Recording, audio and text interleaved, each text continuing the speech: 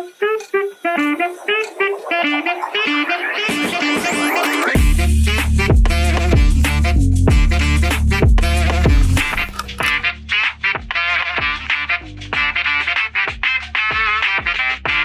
есімім Ербол Махамбетұлы.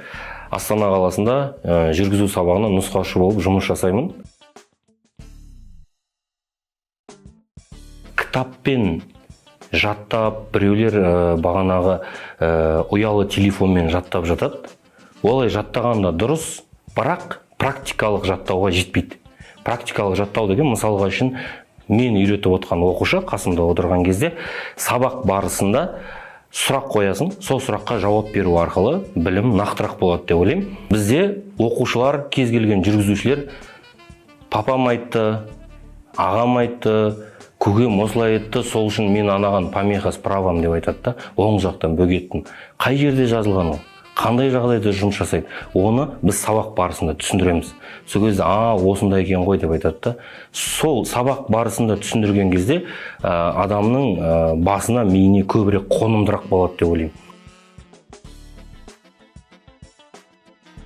Негізі аты қауіпсіздік белбеу деп аталады.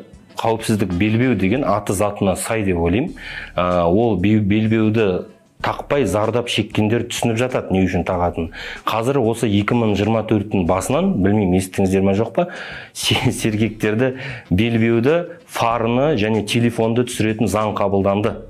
Сол себептен енді таққысы келетіндер де, келмейтіндер де түнде де ремень көрінеді. Қауіпсіздік белбеу. Сол себептен тағуға тура келеді барлығына. Бірақ белбеуді көбінесе өкінішке орай деп айтайын, жол полиция қызметкерлері үшін ғана тағатын жүргізушілер көп. Приглушка деп айтады. Приглушка деген ремень дауыс шықпайтын сен тағып қояды, мен алдырып тастаймын оны, шопырлап сап тағып алады. Яры Яндекс таксидің водителер тағып алады, бүйтіп өткізіп. Мен айтамын, бұны кім үйретті сізге? Күйеуім осылай тағады. Мен айтамын, ол сізді одан қорғамайды ғой. Главный пальто ұстап алмаса болды ғой, осылай тұрса болды. Олай болмайды деп үйретеміз. Бастан үйретеміз. Мысалға сіз оқушы болып келдіңіз, маған. Мен сізге барлығын қысқа нұсқа түсіндіріп өткеннен кейін кеттік жүреміз деп айтам. Сол кезде сіз торымызды басып, автомат коробка соғызып, дыға салып жүргіңіз келеді. Сосын мен жүрме деп айтам. Неге деймін? Сосын сіз неге дейсіз? Мен сізге неге? Мен сізден сұрап тұрмын ғой деймін. Не үшін жүрмейміз? Білмеймін дейді. Ремень тақтыңыз ба? Сен, мен тағып отырмын дейді. Ремень ұстайды, ручнигін түсіреді, бәрі керемет. Неге мен жүре алмаймын дейді. Өйткені мен ремень тақпағам деп айтам. Мен ременьсіз отырам әдеге. Не істейді? Маған соны айтама, өзі айтпаймын. Айтпаған соң айтам. Менің таққаныма да сіз жауап бересіз. Сонда көп оқушылар маған былай айтады. Неге сіз өз-өзіңізге жауап бересіз ғой дейді. Ол олай емес, ол қате тұжырым. Сіз жүргізуші болғаннан кейін, ең біріншіден сіз өзіңіздің өміріңізге, одан кейін қасыңызда отқан жолаушының өміріне де жауап бересіз. Өйткені сіз көлік тізгіндеп отырсыз. Сіздің жол жүру неңіз бар, куәлігіңіз бар, алдыңыз сіз водительсіз, машинаңызға страховкаңыз бар. Болды, яғни сіз оған жауаптысыз. Сол себептен мен айтам, келесі сабақ мен ремень тақпай отырам, бірақ сіз орныңыздан қозғалсаңыз, сабаққа міндетті түрде, автоматтық түрде 2 деген баға аласыз деп айтам. Жақсы сұрақ. Жақсы сұрақ және күнде қоятын сұрақтардың бірі деп айтайыншы. Бірінші қысқа нұсқа айтып өтетін нәрсе бар. Егер де сіз емтиханды механикалық көлікте тапсыратын болсаңыз, автоматтық көлікте де айдауға болады, жүргізуге болады да. Егер де бірақ сіз емтиханды автоматтық көлікте тапсыратын болса, қораптық автоматтық болса, онда сіз механикалық көлікті жүргізе алмайсыз. Осы нәрсені біліп алу керек. Енді бұл жерде кімге қандай таңдау керек екенін оқушыларға айтамыз. Әркім өзі шешу керек. Қалталарыңызға қарап шешіңіздер. Егер де автоматқа ақша жетіп тұрса, механикамен өздеріңізді әуреге салмаңыздар. Өйткені қазір заман дамып келе жатыр. Механика ол ескі нәрсе болып жаймендеп қалып бара жатыр. Екі-ақ жаттығуда қатты қиналады деп ойлаймын. Олардың бірі үлкен бағдаршамда, үлкен жолда солға қарай бұрылғанда қиналады. Маған айтатын барлықтарының сөзі, неге бізде Қазақстанда барлық жерге дополнительный секция қойып қоймайды дейді. Мен айтам, оны маған несіне айтасыңдар? Менің қолымда болса, мен бәр жерге қойып қоятын едім ғой. Мысалға, бізде қосымша секциялы бағдаршам жанғанда, стрелка солға жанған кезде, біз бөгетсіз солға кете береміз. Қарама-қарсы тоқтап тұрады, адамдар тоқтап тұрады. Ол кезде бұрылу оңай солға. Ал егер қосымша секциясы жоқ бағдаршамы жанған кезде онда біз қарама-қасбетті өткізу керекпіз. Жасылға шығамыз, жолдың ортасына қарама-қасбетті өткіземіз, сосын барып солға кетеміз. Қарама-қасбет бітпесе, сары түске ақырын қозғаламыз, қызыл түске қозғалысты аяқтаймыз. Бірақ сарыға Жаздапам ауылында деп кете беруге болмайды, өйткені ар жақтан өзің сияқты Жаздапам ауылында кеп қалуы мүмкін сарыға. Сол себептен бұл жерде біз түсіну керекпіз оның қауіпті екенін. Соны оқушылармен басына қойғанда олардың былай айтқанда іште қорқынышы пайда болады сол жаттығудан. Айтады, былай алып баратқан қиын жаттығу емес, бірақ анау кеп соғып кете ма қарама-қасбеттен қорқады. Ал қарама-қасбеттегі машина негізі қызылға кеп соқса кінәлі болады әрине, бірақ сарыға кеп соғатын болса оны дәлелдеу керек сарыға шыққан. Және бір айтатын қоса кетер нәрсе, видеорегистратор болған дұрыс кез келген автокөлікте. Арзан болсын болу керек. Өз шындығыңды дәлелдей алу үшін. Екінші жаттығу ол тұраққа қою сабағы. Еркектер өздері үйрене береді. Ешқандай методика көрсетілмейді. Қалай қысқа қоюға болады, қалай уақытын үнемдеуге болады. Тұраққа қоюдың өзі 5-6 түрі бар. Соның біз 5-6 түрін ашып үйреткен кезде, кейбір оқушылар 30-40 минуттың ішінде қағып алады, кейбір оқушыларға 1,5 сағаттан 3 күн уақыт кетеді. Міне осы екі жаттығу мен үшін оқушыларға қиынға соғады. Қалған жаттығулардың алып баратқан қиын ештемесі жоқ. Бірақ енді автокөлік айдағанды велосипед жүргізумен салыстыруға келмейді. Түк ұқпағанында үйретуге болады. Көп спорласатын оқушыларды үйрете алмайсың. Адам болған соң, менің ойымша, әр адам адамның тілін табады. Біріншіден біз жай ғана инструктор немесе сен жай ғана мұғалім болуың, менің ойымша, бұл жерде аз деп ойлаймын. Бұл жерде былай айтқанда психологиялық тұрғыдан алып қарап, адамның қазақша айтқанда жай тамырын басып түсіндіру керек. Тамырын басып деген қазақта сөз бар, былай айтқанда былай түсінбесе былай түсіндір, олай түсіндірмесе былай түсіндір деген сияқты. Жақсы сұрақ. Егер де оқу-жаттығулық көлікте сабақ өтетін болса, онда біріншіден жол жүру бағдар парақшасы бар. Қай бағдармен жүретін, ол автокөлікте рұқсат бар жүруге, инструкторда рұқсат бар сабақ беретін. Ондай жағдайда ол автокөліктерде страховка болады. Двойной страховка болады кейбір инструкторлардың машинасында. Оқушы жауап бермейді. Егер оқу-жаттығулық көлікте болса, оқу-жаттығулық деген ол учебная машина дейді.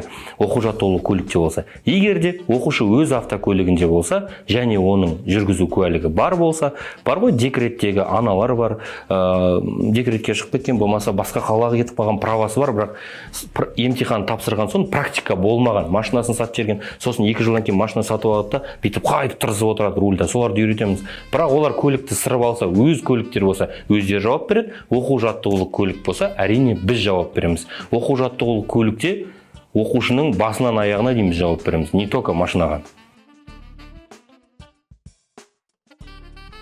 Оқушылардың топ 3 сұрағы деп айтайын ба? Бірінші сұрақ.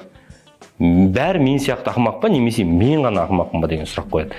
Және ең көп қойылатын екінші сұрақтардың бірі, мен шынымен үйреніп кете аламын ба дейді.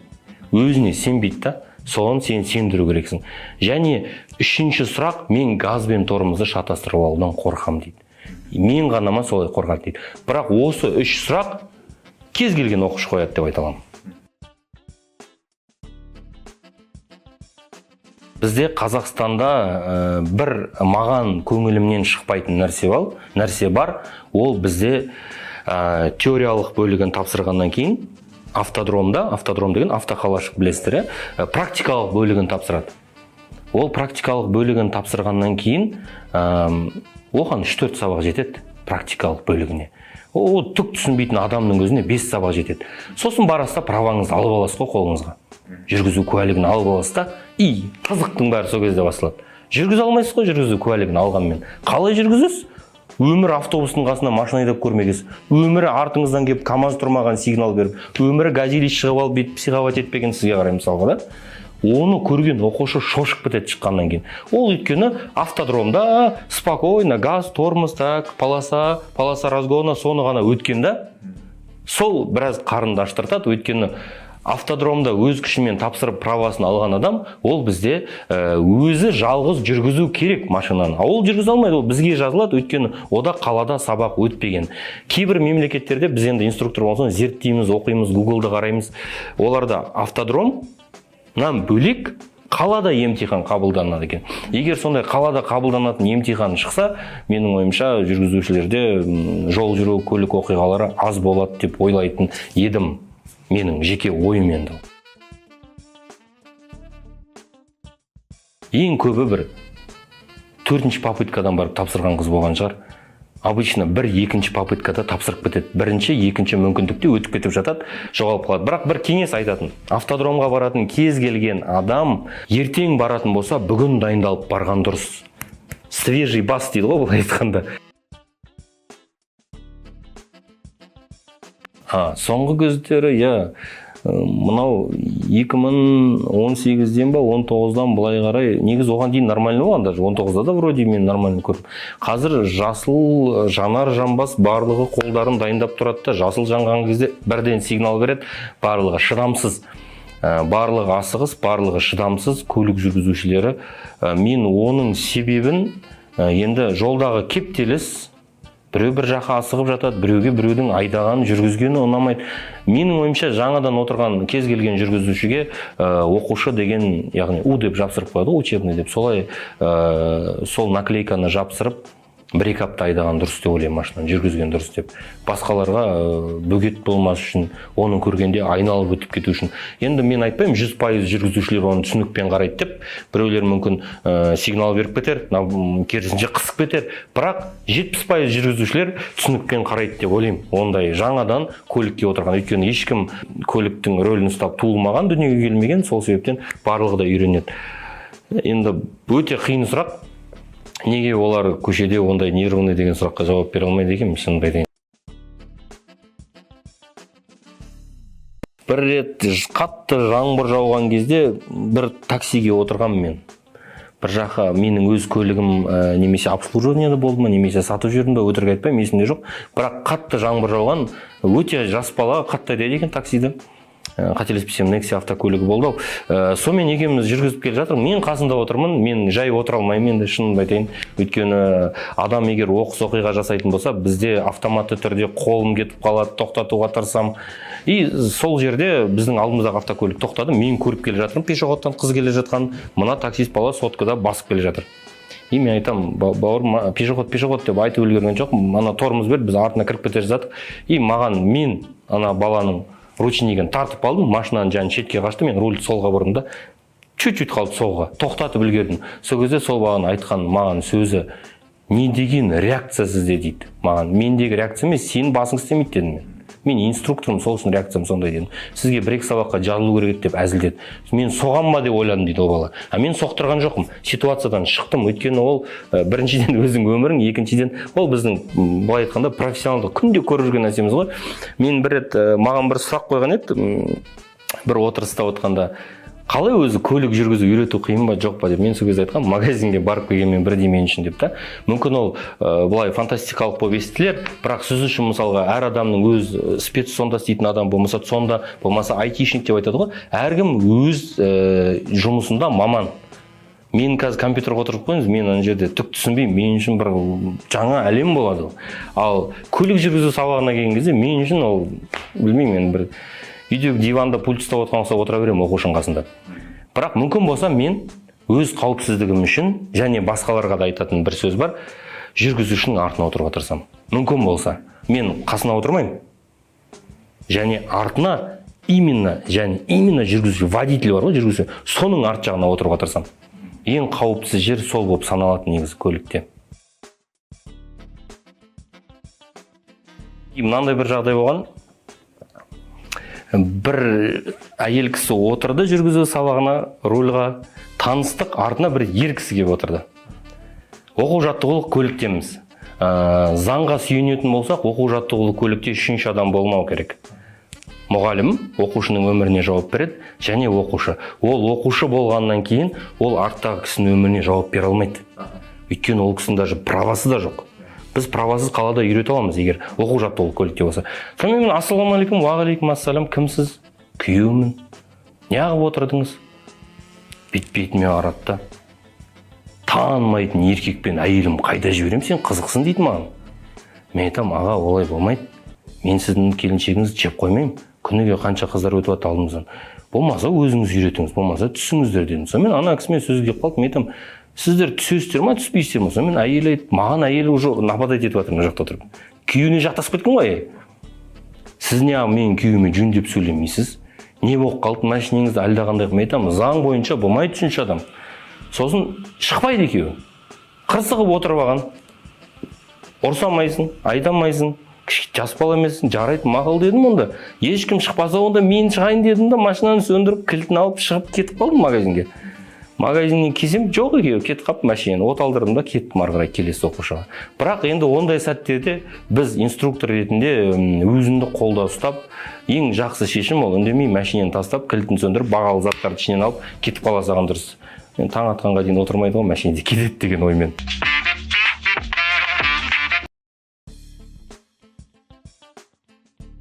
Жалпы қазір мен қателеспесем 2,5-3 айлық курстар бар, инструкторлық салатын үйрететін. Бірақ мен өзіме келетін болсам, мен 4 жыл оқығам, Алматыда автомобильдік саланы бітіргенмін, мамандығымды. Сол себептен маған ондай курстардың қажеті жоқ деп ойлап, осылай бастап кеттік. Сонда менде мамандығым инженер по эксплуатации автомобильной техники, бізде онда жүргізу сабағынан мұғалім болуды үйреткен. Сол кезде мен айтқам, оның бізге қандай пайдасы тиеді? Мен жүргізу сабағына мұғалім болмаймын ғой, ертең біз инженеріміз ғой деп. Болдық, бірақ. Және сонда 2,5-3 айлық курс бар, сол курстан корочка беріледі. Сол корочканы алғаннан кейін автокөлік сатып алуға болады. Ол автокөлікті кез келген жақтан алуға болады. Ол бір жерден заказ беріліп алатын автокөлік емес, сіздің де автокөлігіңіз жарап қалады. Оған қосымша педаль орнатасыз. Бірақ ол педальді орната алдында рұқсат алу керек болады. Және ол техпаспортта көрсетілу керек. Қосымша педаль орнатылған деген. Сосын өз-өзіңізге жұмыс жасай берсеңіз болады. Болмаса автошколаға тіркеліп жұмыс жасауға болады жалпы. Кез келген инструктор өзіне істейтін инструктор болса, автошколаға емес, өз-өзіне жеке істейтін инструктор болса, 600-700 мыңның көлемінде оп-оңай табады. Жалпы инструктор салада карьерный рост бар ма деген сұрақ қой. Бұл менің жеке ойым. Мен инструкторлық салаға келген кезде, былай айтқанда командада болмаған, ештемеде болмаған, жалғыз өзім бір автошколаға тіркеліп бірінші істеп көргемді. Потолок карьерный рост ол өз автошколаңды ашу, және де онымен тоқтап қалмай команда жинау үлкен. Онымен тоқтап қалмай, мен мысалға басқа да жол жүру ережесіне қатысты нәрселердің бәрімен, орысша айтқанда сотрудничать дейді ғой, солармен сотрудничать ету деп ойлаймын. Солармен бірге жұмыс жасау, және де мысалға басқа да нелерге шақырса, соларға барып, ат салысып, жол жүру ережесіне мынандай өзгерістер енгізейін деп атырық десе, я осыны былай енгізсеңіздер дұрыс болады деп, өз ойыңмен өз тұжырымдамаңды қосып солай дамыған дұрыс деп ойлаймын. Сол ең максимально баратын жері инструктордың. Ең ұнайтын тұсы ол өз-өзіңе жұмыс жасағаннан кейін өз-өзіңе бастықсың. Мен нашар бастықпын, өз-өзіме демалыс бермеймін, өз-өзімді ешқайда жібермеймін. Оқушы көп, Аллаға шүкір, азынан кешке дейін жұмыстамыз.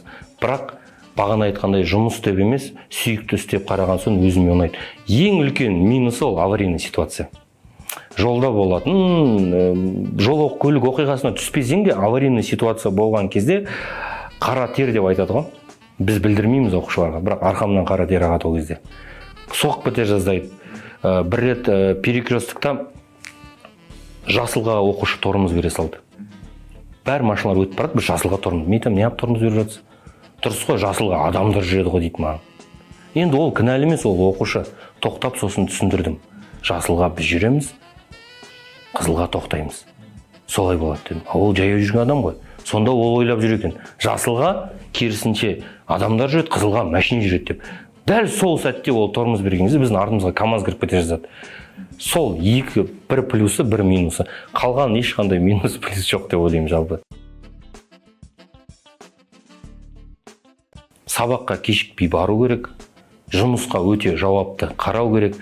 Ең бастысы бірінші орында оқушыға ешқашан айқаламау керек. Ол саған келетін себебі ештеме білмегеннен кейін айқаламай, ұрыспай, кәдімгідей жол жүру ережесіне, қағидасына сүйене отырып үйрететін адамға келдім, білікті маманға келдім дегеннен кейін оған ұрыспай, шын ниетпен, ынтамен үйреткен дұрыс. Сол себептен орысша айтқанда золотое правило деп айтамын мен. Өзім командаластарымды да жинаймыз арасында. Бас қосамыз, мен айтамын, біздің золотое правило, біздің алтын ережеміз оқушыға айқаламау.